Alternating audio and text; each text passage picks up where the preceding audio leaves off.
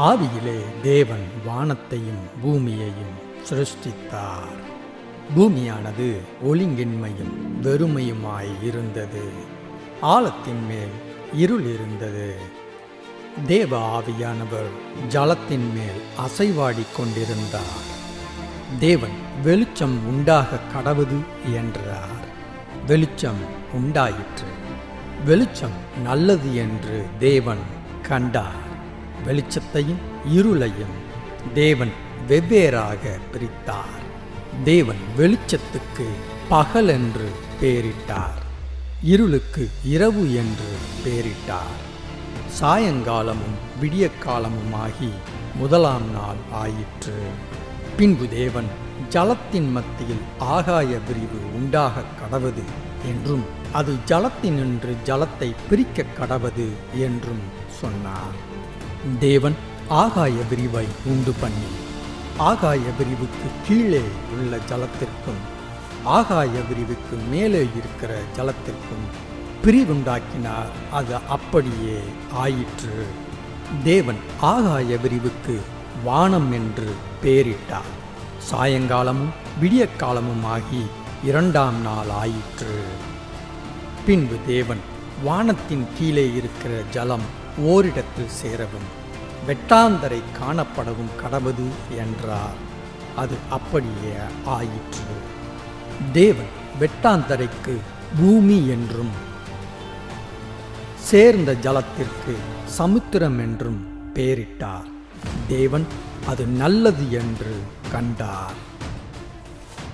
அப்பொழுது தேவன் பூமியானது புல்லையும் விதையை பிறப்பிக்கும் பூண்டுகளையும் பூமியின் மேல் தங்களில் தங்கள் விதையுடைய கனிகளை தங்கள் தங்கள் ஜாதியின்படியே கொடுக்கும் கனி விருட்சங்களையும் முளைப்பிக்க கடவது என்றார். அது அப்படியே ஆயிற்று. பூமியானது புல்லையும் தங்கள் தங்கள் ஜாதியின்படியே விதையை பிறப்பிக்கும் பூண்டுகளையும் தங்கள் தங்கள் ஜாதியின்படியே தங்களில் தங்கள் விதையுடைய கனிகளை கொடுக்கும் விருட்சங்களையும் முளைப்பித்தது. தேவன் அது நல்லது என்று கண்டார். சாயங்காலமும் விடியற்காலமும் ஆகி மூன்றாம் நாள் ஆயிற்று. பின்பு தேவன் பகலுக்கும் இரவுக்கும் வித்தியாசம் உண்டாகத்தக்கதாக வானம் என்கிற ஆகாய விரிவிலே சுடர்கள் உண்டாக கடவது.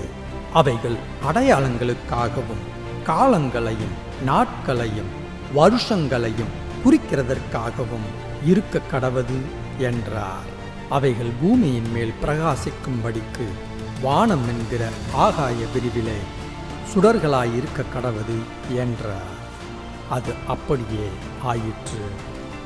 தேவன் பகலை ஆள பெரிய சுடரும் இரவை ஆள சிறிய சுடரும் ஆகிய இரண்டு மகத்தான சுடர்களையும் நட்சத்திரங்களையும் உண்டாக்கினார். அவைகள் பூமியில் பிரகாசிக்கவும் பகலையும் இரவையும் ஆளவும் வெளிச்சத்துக்கும் இருளுக்கும் வித்தியாசம் உண்டாக்கவும் தேவன் அவைகளை வானம் என்கிற ஆகாய விரிவிலே வைத்தார்.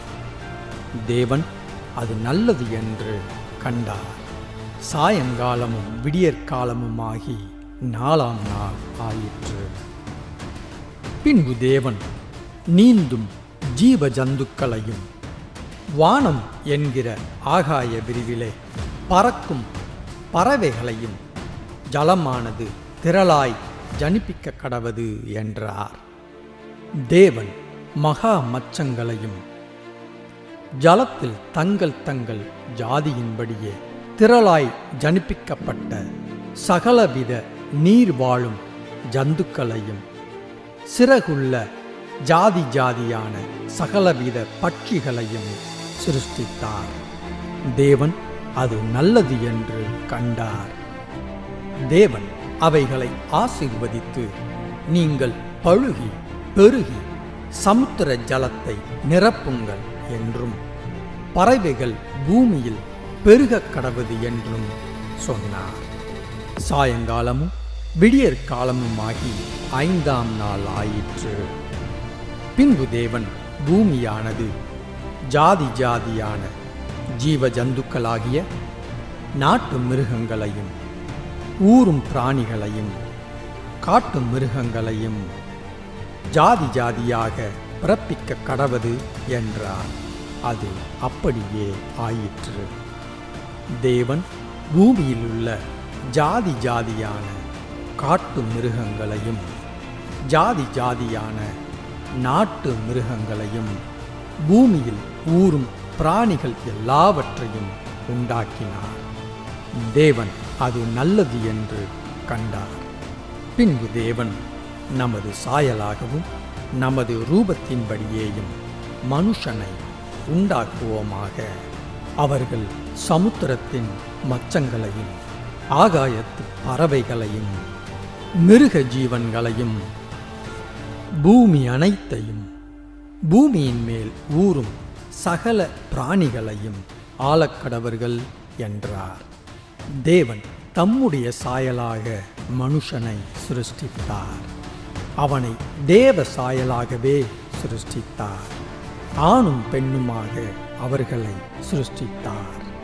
பின்பு தேவன் அவர்களை நோக்கி, நீங்கள் பலுகி பெருகி பூமியை நிரப்பி அதை கீழ்ப்படுத்தி சமுத்திரத்தின் மச்சங்களையும் ஆகாயத்து பறவைகளையும் பூமியின் மேல் நடமாடுகிற சகல ஜீவ ஜந்துக்களையும் ஆண்டு கொள்ளுங்கள் என்று சொல்லி தேவன் அவர்களை ஆசீர்வதித்தார். பின்பு தேவன், இதோ பூமியின் மேல் எங்கும் விதை தரும் சகலவித பூண்டுகளையும் விதை தரும் கனி மரங்களாகிய சகலவித விருட்சங்களையும் உங்களுக்கு கொடுத்தேன். அவைகள் உங்களுக்கு ஆகாரமாயிருக்க கடவது. பூமியிலுள்ள சகல மிருக ஜீவன்களுக்கும் ஆகாயத்திலுள்ள சகல பறவைகளுக்கும் பூமியின் மேல் ஊறும் பிராணிகள் எல்லாவற்றிற்கும் பசுமையான சகல பூண்டுகளையும் ஆகாரமாக கொடுத்தேன் என்றார். அது அப்படியே ஆயிற்று. அப்பொழுது தேவன் தாம் உண்டாக்கின எல்லாவற்றையும் பார்த்தார். அது மிகவும் நன்றாயிருந்தது. சாயங்காலமும் விடியற்காலமுமாகி 6ஆம் நாள் ஆயிற்று.